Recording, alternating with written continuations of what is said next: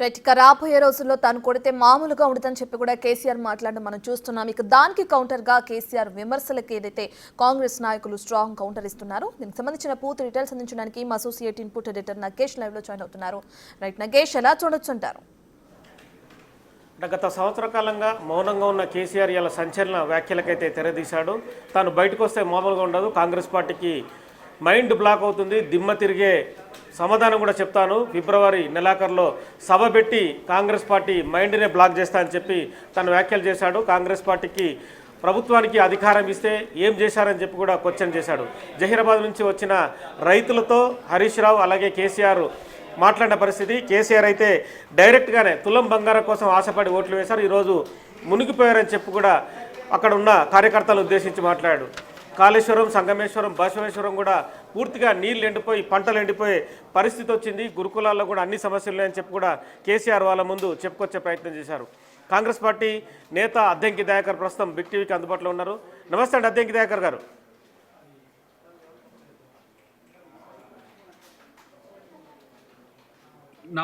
నమస్తే నాగేష్ గారు. మీకు డైరెక్ట్గా మాజీ సీఎం కేసీఆర్ డైరెక్ట్గానే హాట్ కామెంట్ చేస్తున్నాడు. డైరెక్ట్గానే మీకు ఒక పాయింట్ని రేజ్ చేశాడు. ఇన్ని రోజులు నేను మౌనంగా ఉన్నాను, గంభీరంగా చూస్తున్నా, నేను కొడితే మామూలుగా ఉండదు, కాంగ్రెస్ పార్టీకి మైండ్ బ్లాక్ అవుతుంది, దిమ్మ తిరుగుతున్న దానికి మీ సమాధానం? వెయిటింగ్ ఇక్కడ బ్రహ్మను ఆయన కొడితే, ప్రజలు కొడితే ఎక్కడ దిమ్మ తిరిగి ఫామ్ హౌస్లో బండిండో ఇప్పుడు ఇన్ని రోజులకు కానీ తేరుకొని బయటికి రాలేదు. ఇప్పుడు దుప్పటి తీసినట్టుంది, కానీ చూద్దాం ఏ బేస్ మీద వస్తారు. ఇంకా మళ్ళీ జై తెలంగాణ అనుకుంటే కొత్త సెంటిమెంట్, భారత రాష్ట్ర సమితి అయినా మళ్ళీ తెలంగాణ సెంటిమెంట్ను రగిల్చే ఒక ప్రయత్నం చేసినా ఇప్పుడు బావబామ్మర్దులు ఎట్లా ఫెయిల్ అయినరో మామ తండ్రి కూడా అట్లే ఫెయిల్ అవుతారు అనే విషయాన్ని గుర్తుపెట్టుకుంటే మంచిది. ఎట్టకేలకు రాజకీయాల కోసమైనా బయటికి రావడానికి సిద్ధపడడం అనేది మనం ఆహ్వానిద్దాం. ఎవరు వద్దంటున్నారు, రమ్మనే కదా. ముఖ్యమంత్రి గారు ఏం చెప్పిండు, అసెంబ్లీ సాక్షిగా రావయా బాబు నీ తెలివినంత పెట్టి ఏదో ప్రజల కోసం కొట్టాడమని చెప్పి ముఖ్యమంత్రి గారు చెప్పింది కూడా మనం చూసినాం. కాబట్టి ఆయన ఎప్పుడు రావాలనో ఎప్పుడు రావద్దో ఆయనకు కేటగిరికల్గా తెలిసినట్టే ఆయన వస్తే ప్రజలు ఏం చేయాలనో అందరికీ తెలుసు. అన్నిటికంటే ముఖ్యంగా మళ్ళీ ఇప్పుడు లోకల్ బాడీ ఎలక్షన్స్ వస్తున్నాయి కదా. మొన్న ఎంపీ ఎలక్షన్స్లో 0 అయినట్టే ఇప్పుడు మళ్ళీ లోకల్ బాడీ ఎలక్షన్స్ ఎక్కడ 0 అవుతుందో పార్టీ వీళ్ళ వల్ల అని, ఏది హరీష్ రావు కేటీఆర్ వల్ల అనే ఉద్దేశంతో తనేదో టెస్ట్ చేసుకోవడానికి వస్తున్నట్టు రమ్మనండి. అప్పుడు మళ్ళీ ఒకసారి పంచ్ కార్డు మళ్ళీ గట్టిగా ప్రజలు ఇస్తే మళ్ళీ పోయి మళ్ళీ ఫామ్ హౌస్లో పడిగా లేవకుండా కూడా అట్లనే ఉండే పరిస్థితి ఉంటుంది. కాబట్టి దానికి మేమే ఎప్పుడైనా కూడా సిద్ధమే, అభివృద్ధి మీద చర్చిస్తానికి సిద్ధమే, ఈరోజు మేము చేస్తున్న పథకాల అమలుకు సంబంధించిన దాంట్లో సిద్ధమే. కానీ ఆయన నాకు ఏమంటాడు, కాంగ్రెస్ వాళ్ళకి తెలుసు నా దెబ్బేందో అని. కాంగ్రెస్ వాళ్ళకి తెలుసు ఆయన దెబ్బేందో. ఏ విధంగా ఆ రోజు కాంగ్రెస్లో విలీనం చేస్తా అని చెప్పి వెళ్ళి మళ్ళీ బీజేపీతో మాట్లాడుకొని ఇండిపెండెంట్గా నిలబడి బీజేపీతో అలయన్స్ ఉన్నాడో కాంగ్రెస్కు తెలుసు. బీఆర్ఎస్ బీజేపీ ఏ రకమైన రాజకీయాలకు రేపు తెలంగాణలో తెరలేపబోతుందో కూడా అంచనా ఉంది. కాబట్టి ఆయన ఉడత ఊపులకి ఇక్కడ భయపడుతూడే వాళ్ళు లేడు. కేవలం ఏదో ఆ 4-5 వచ్చినట్టుంది పాపం, వాళ్ళతో ఏదో వాళ్ళకు ఏదో ఊతమిచ్చే మాటలు మాట్లాడిండే తప్పితే ఆయన నేనైతే వస్తాడని కూడా నమ్మట్లేదు. ఫిబ్రవరిలో ఉత్తగానే వస్తా అని చెప్పేసి ఏదో హీకారాలు ఝూంకారాలు ఇస్తాడు. కానీ నాకు తెలిసి ఆయన నుంచి పార్టీని తీసుకోవడానికి ఆయన కొడుకు ఆయన అల్లుడు కొట్లాడుకుంటారు బయట. కాబట్టి ఆ కొట్లాటను ఏమైనా మార్పిస్తానికి మళ్ళీ ఏమైనా కొత్త నాటకం ఇది మొదలుపెట్టిండేమో. కానీ ప్రతి ఒక్క ప్రజలు ఈరోజు ఒక సంవత్సరం నుంచి ప్రజలు కష్టాలు ఉన్నప్పుడు రాలే, ఇంతెందుకు వాళ్ళ ఫామ్ హౌస్ కోసం కట్టుకున్న కొండపోచంలో 5 పిల్లలు చనిపోయినా కూడా బయటికి రాలే ఆయన. ఇప్పుడు వచ్చి దేనికోసం వస్తాడో తెలుసు, ఏ విధంగా ఆయన రాజకీయాలు చేస్తారో తెలిసినప్పుడు కూడా పెద్దగా కేసీఆర్ గురించి మనం ఆలోచించడం కూడా నా దృష్టిలోనైతే అది టైం వేస్ట్ ప్రోగ్రామ్ అయిద్దని నేను అనుకుంటున్నా. శక్తులుడిగిన చేష్టలుడిగిన కేసీఆర్ వచ్చినా ఇంకా బయట రాజకీయాల్లో తను చేసేది ఏం లేదు. ఈరోజు రేవంత్ రెడ్డి గారు ఎంత బలంగా ప్రజల్లో వెళ్ళిపోతుండో, ప్రభుత్వం ఎంత మంచి పథకాలు ఇలా ప్రజలకు చేస్తుండ్రో అది కూడా కనీసం గ్రహించలేని స్థితిలో వాళ్ళ పార్టీ ప్రభుత్వం ఒక అసహనంతో ఉన్న పరిస్థితిలో ఆయన వచ్చినా మాకు మాకు నష్టమేం లేదు, ఆయన వల్ల ప్రజలకు ఒరిగేది ఏం లేదు. మళ్ళీ ఎన్నికలు రాజకీయాల కోసమే వస్తారు, మేము ప్రజల కోసం పనిచేస్తాం, ప్రజల అనుకూల ప్రభుత్వంగా ఇప్పుడు వస్తున్న పరిస్థితుల్లో మరింత ప్రజలకు మమేకమయ్యే ప్రయత్నం కాంగ్రెస్ పార్టీ చేస్తుంది తప్పితే ఏంటి కేసీఆర్ వస్తే రేవంత్ రెడ్డి గారు ఒక్క స్ట్రోక్ ఈరోజు ఏ విధంగా ఒక సంవత్సరం పాటు తేరుకోలేకపోయిండు. మళ్ళీ వస్తే మళ్ళీ ఒక స్ట్రోక్ అయితే మళ్ళీ ఒక సంవత్సరం పోతుంది. కానీ ఇంతే తప్పితే ఇంకోటి కొత్తగా ఏముండదు. మేము మాత్రం ప్రతి ఒక్క అంశం మీద ప్రతిపక్షం యొక్క మద్దతును, ప్రతిపక్షం యొక్క సమాధానాన్ని ఆశించిన ఇన్ని రోజులు రాలేకపోవడం అనేది వాళ్ళ చేతకానితనం. రాలేదు ఎందుకో ఒక సంవత్సరం పాటు చెప్పమనండి, ఫస్ట్ ప్రజలకు క్షమాపణ చెప్పమనండి. నేను 1 ఇయర్ రాలేకపోయినా అని చెప్పింది అప్పుడు కానీ మీరు ఇక్కడ రాజకీయం చేసే ఒక నైతికత ఉంటుంది తప్పితే కేవలం రాజకీయ పబ్బం గడుపుకోవడానికో, రాజకీయ స్వార్థం కొరకు, రాజకీయ అవకాశవాదం కొరకు, రాజకీయంలో వాళ్ళు బలపడడానికో ప్రజల వద్దకు వస్తే ప్రజలు చీత్కరిస్తారు, ప్రజలు తిప్పి కొడతారు అనే విషయాన్ని కూడా గుర్తుపెట్టుకుంటే మంచిది. ఫామ్ హౌస్ పాలన, ప్రజాపాలన పైన ఇవాళ ఫామ్ హౌస్లో ప్రస్తావించినట్టు కనిపిస్తోంది. అదే విషయాన్ని కూడా కేసీఆర్ తన కార్యకర్తల వద్ద ప్రస్తావించాడు. మరి దానికి ఏం చెప్పదలుచుకున్నారు కాంగ్రెస్ పార్టీ ప్రభుత్వం నుంచి? నేనంటున్న ప్రజల వద్దకు పాలనను తీసుకుపోతున్నాం నాగేష్ గారు. ఎప్పుడో వెనకటికి 15-20 సంవత్సరాల కింద రాజశేఖర రెడ్డి గారు రచ్చబండ ప్రోగ్రాం ఎట్లయిందో ఈరోజు అధికారులు ప్రజల దగ్గరికి వెళ్తున్నారు. అక్కడ కూడా కుట్రలు చేసిండు. మనం ఉచిత పథకాలు ఇస్తుంటే వాటిని అవహేళన చేస్తున్నారు. 21,000 కోట్లు ఈ ఖర్చు చేస్తే ఈ దరిద్ర ముఖాలకు కనబడట్లేవా? ఇలా ఏది రైతులకు రుణమాఫీకి సంబంధించి, రైతు భరోసాకు సంబంధించి మీ వల్ల లక్షల కోట్ల నష్టం, 7 లక్షల కోట్ల రూపాయలు అప్పులు చేసిండ్రు. ఒక సంవత్సరానికి సగటున నువ్వు తెచ్చిన అప్పుకే 42,000 కోట్లు కట్టాల్సి వస్తుంది ప్రభుత్వం. ఈరోజు రమారమి 60,000 నుంచి 70,000 కోట్లు ఒక ఫార్మర్ కమ్యూనిటీకే మేము ఇలా అన్ని రకాల రూపంలో ఇచ్చినాం. కానీ వాళ్ళకి ఇచ్చినవి కనబడవు. మహిళలకు ఫ్రీ బస్ ఇస్తే వాళ్ళు కంట్లమంట, ఏంది మహిళలు ఎక్కొద్ది అని, ఏంది ఆటో వాళ్ళని లేపుతారు. ఇలా విద్యార్థులకు ఉద్యోగాలు వేసినాం, 56,000 పైసలకు ఉద్యోగాలు వేసినాం. ఉద్యోగాలు వేయకపోగా ఉద్యోగాల్లో ఏదైతే నోటిఫికేషన్స్ ఉంటాయో వాటికి వ్యతిరేకంగా కేసులు వేసుకుంటూ ఆ ఉద్యోగాలు జరగకుండా చేస్తున్న పరిస్థితి ఉన్నది. ఇలా 200 యూనిట్లు ఫ్రీ మనం పవర్ ఇస్తే పవర్కు సంబంధించిన కామెంట్స్ చేస్తున్నారు. ప్రతి ఒక్కటి ఈ 6 గ్యారెంటీల్లో చేస్తున్న ప్రతి అంశం పట్ల వాళ్ళకున్న ఏదైతే వ్యంగ్యం ఉందో దాన్ని జోడించి వాళ్ళు ఏదో చేస్తున్నట్టుగా కనిపిస్తున్న ఫామ్ హౌస్ నుంచి ఇలా ప్రభుత్వాన్ని ప్రజల కాళ్ళ దగ్గరికి తెచ్చిన ప్రభుత్వం రేవంత్ రెడ్డి ప్రభుత్వం. ఇలా మా పారదర్శకత కానీ, మా మంత్రుల యొక్క నిబద్ధత కానీ, మా కమిట్మెంట్ కానీ మీరు గమనిస్తే మమ్మల్ని నిలదీస్తారని తెలిసిన ఇలా గ్రామ సభలు పెట్టినాం. మీ ముఖానికి ఎప్పుడైనా గ్రామ సభలు పెట్టినరా? డీసెంట్రలైజేషన్ నుంచి తీసుకుపోయి ఇక్కడ ప్రగతి భవన్ నుంచి మళ్ళీ ఫామ్ హౌస్. ఇప్పుడు మేమేం చేస్తున్నాం, ప్రతి ఊరికి గ్రామానికి అధికారులు, మంత్రులు, ఎమ్మెల్యేలు పోయేటట్టుగా చేసే ప్రభుత్వం మాది. కాబట్టి దొరగారి ప్రభుత్వానికి, ప్రజల ప్రభుత్వానికి తేడా ప్రజలు తెలుసుకున్నారు ఇప్పటికే. దొరగారినేమో దర్శించడానికి పోయి అడుపు తిన్నట్టుగా గద్దర్ గారి జయంతి, గద్దర్ గారే 2-3 గంటలు కేసీఆర్ ఇంటి ముందు వేచి చూసినది మనం అంతా కూడా చూసినాం కదా. కానీ అలా ముఖ్యమంత్రి ప్రజల వద్దకు పోతుండు, మంత్రులే ప్రజల వద్దకు పోతున్నారు. ప్రజాపాలనకు, దొరల పాలనకు తేడా ప్రజలు గమనించారు. అందుకనే కాంగ్రెస్ పార్టీ పట్ల ఈ పరిస్థితుల్లో కూడా ఇన్ని వేల కోట్ల రూపాయలు ఇలా ఉచిత పథకాలకు కానీ, ప్రజా ప్రభుత్వానికి కానీ వెచ్చిస్తున్నది ఇంకెవరు అనేది ఆత్మపరిశీలన చేసుకోవాల్సిన అవసరం ఉంది. ఆయన ఏదో మనప్పుడు 13,500, మనకంటే 13,500 రెవెన్యూ రిసీట్స్ తగ్గినాయి అని అంటున్నాడు. రేపటి రోజున ఇలా 1,80,000 కోట్ల రూపాయల కంపెనీల యొక్క ఇన్వెస్ట్మెంట్స్ ఇక్కడికి వచ్చినాయి. రేపటి రోజున 3 లక్షల కోట్ల రూపాయల రెవెన్యూ రిసీట్స్ రేపు వచ్చే ఫినాన్షియల్ ఇయర్ నుంచి ఉంటుంది. మధ్యన ఎమ్మెల్యే ఎంపీ ఎలక్షన్స్ ఉండడం వల్ల ఒక 4 నెలలు పోయినాయి. తర్వాత రిజిస్ట్రేషన్ సంబంధించి కొంత తగ్గినాయి. కానీ రేపటి రోజున 1 ట్రిలియన్ బడ్జెట్ను మనం 1 ట్రిలియన్ స్టేట్గా మనం మారడానికి ప్రణాళికలు ఇలా తయారు చేసిన ప్రభుత్వం. కాబట్టి ఇవన్నీ వాళ్ళకి తెలిసినవి కావు. ప్రజల సొమ్మును దోచుకోవడం వరకు మాత్రమే వాళ్ళకి తెలిసిన రాజకీయం. మేము ప్రజల సొమ్మును ప్రజలకు ఎట్లా చేరవేయాలని ఒక మెకానిజం తయారు చేసినాం.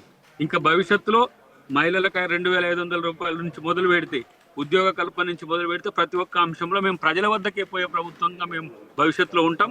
ఫామ్ హౌస్లకు పిలిపించుకొని ఏదో వాళ్ళతో 2-3 ముచ్చట్లు చెప్పి ఆయనకు అనుకూలంగా ఉన్న మీడియాలో ఠామ్ బ్రేక్ చేసే కాంగ్రెస్ ప్రభుత్వం కాదు. మేము చేసే పథకాలు చెప్పుకోవడానికే ఇలా మేము సరిగ్గా మీరు చెప్పుకోవట్లేదని ప్రజలు అంటున్నారు. కానీ మేము ప్రజల వద్దకు పోతాం, ప్రజా సేవకులుగానే ఉంటాం. ఆయనలాగా ఫామ్ హౌస్లోనో లేకపోతే సీఎం ఆఫీసుల్లోనో లేకపోతే ప్రగతి భవన్ లాంటి వాటిలోనే ఏమంటారు బందీగా ఉండే ప్రభుత్వం అయితే ఇది కాదు. ఢిల్లీ లిక్కర్ స్కామ్ తర్వాత కవితది మళ్ళీ కేరళలో లిక్కర్ స్కామ్ ఉందని చెప్పి వాళ్ళ పెద్ద ఎత్తున వార్తలు వచ్చాయి. అక్కడ స్థానికంగా ఉన్న సతీష్ అనే నేత బహిరంగంగానే మీడియా ముందు వచ్చి మాట్లాడిన పరిస్థితి. అటెన్షన్ డైవర్షన్ స్కీమ్ కింద కేసీఆర్ ఏమన్నా ఇవాళ కాంగ్రెస్ పార్టీని తిట్టడానికి బయటకు వచ్చిండు అనుకోవచ్చా? దాంతో పాటు ఇలా కేరళ స్టోరీనే కాదు, కేరళ లిక్కర్ స్టోరీనే కాదు, గద్దర్ జయంతి ఉంది, ఇలా ముఖ్యమైన ప్రకటనలు ఉన్నాయి. దానికి తోడు అన్నిటికంటే ముఖ్యంగా రేపటి రోజున ఆయన కూడా పోవాల్సిన పరిస్థితులు వస్తున్నాయి. కాళేశ్వరం కమిషన్ ముందుకు తను కూడా వెళ్లాల్సిన స్థితి వస్తున్నది. ఇంకా వెళ్లాల్సిందే కాక వెళ్ళకపోతే తోక ముడిచినట్టే అయిపోతుంది. కాబట్టి ఏదో మాట్లాడుకొని ఇవ్వాలి. కాకపోతే నా ఉద్దేశం ఏంటంటే అట్లీస్ట్ దేనికి ఒకదానికి బయటకు వస్తున్నాడు, రావాలి. ప్రజల సొమ్ము కదా మనం జీతాలు తీసుకుంటున్నది.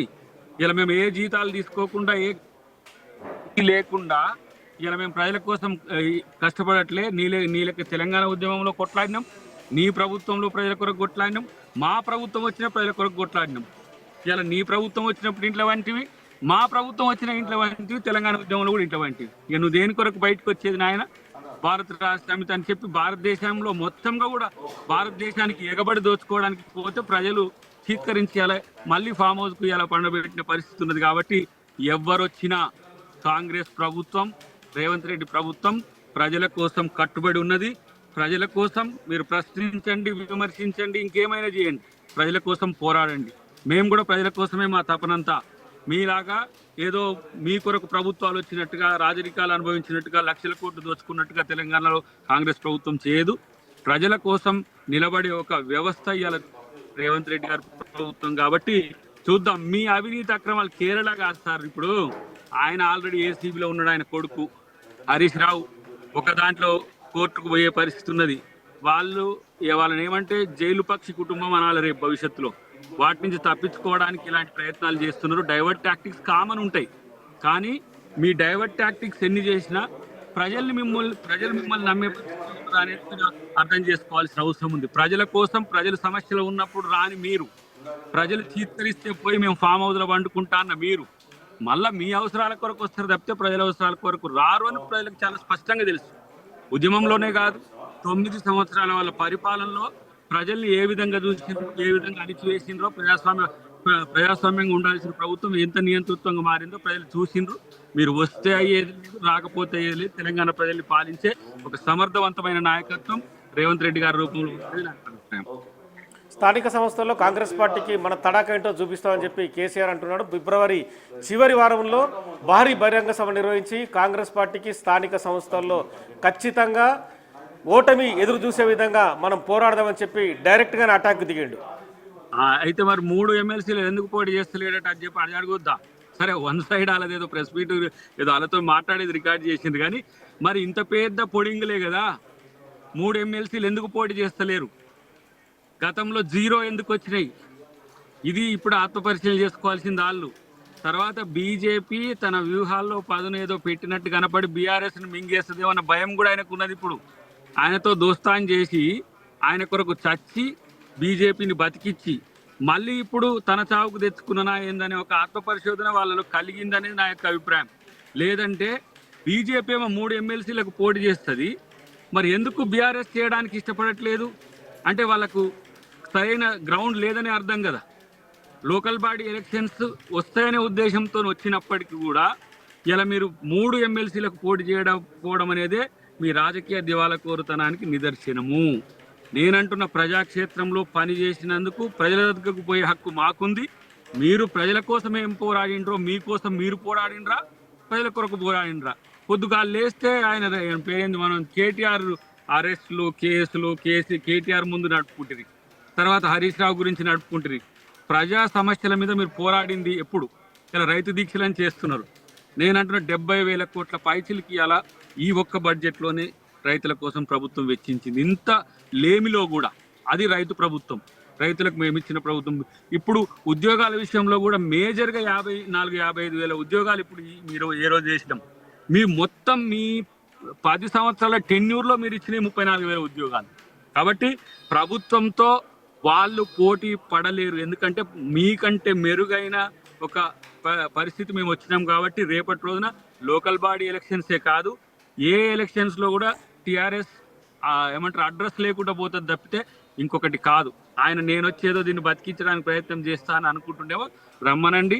డెఫినెట్గా స్థానిక సంస్థల్ని ఎట్లా నిర్వీర్యం చేసిండ్రో, స్థానిక సంస్థలకు నిధులు రాకుండా జడ్పీ నిధుల నుంచి మొదలు పెడితే కేంద్ర ప్రభుత్వ గ్రాంట్స్ కూడా రాకుండా రాష్ట్ర ప్రభుత్వానికి వాడుకొని ఎట్లా దోచుకుండ్రో డెఫినెట్గా ప్రజాక్షేత్రంలో ప్రభుత్వం చెప్తుంది. ఈరోజు మేము కదా గ్రామాల పునరుద్ధరణ గ్రామాల అభివృద్ధి కొరకు మళ్ళీ ఈరోజు మేము ప్రణాళికలు సిద్ధం చేస్తున్నది.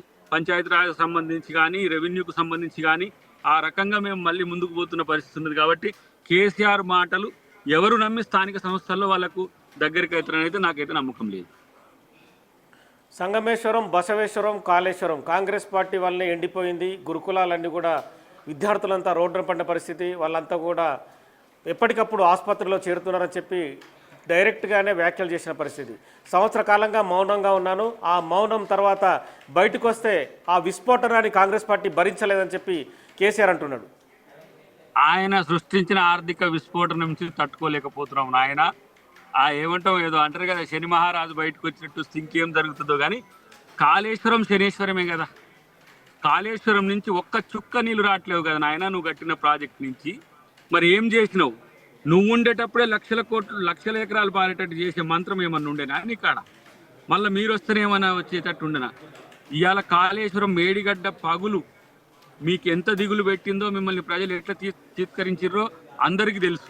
కాళేశ్వరమే ఇవాళ ఏ విధంగా ఆర్థికంగా రాష్ట్రానికి నష్టం చేసిందో అందరికీ తెలుసు. దాదాపు 1,00,000 కోట్ల రూపాయల పైచిలకు బడ్జెట్ నుంచి పెట్టింది.